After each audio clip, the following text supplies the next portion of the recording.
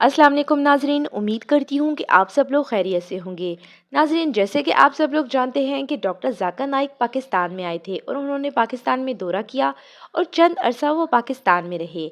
आज डॉक्टर जाकिर नाइक की पाकिस्तान से वापसी है, तो सबसे पहले आप लोग वीडियो में डॉक्टर जाकिर नाइक की वापसी के मनाजर देखिए और वीडियो को एंड तक ज़रूर देखिएगा।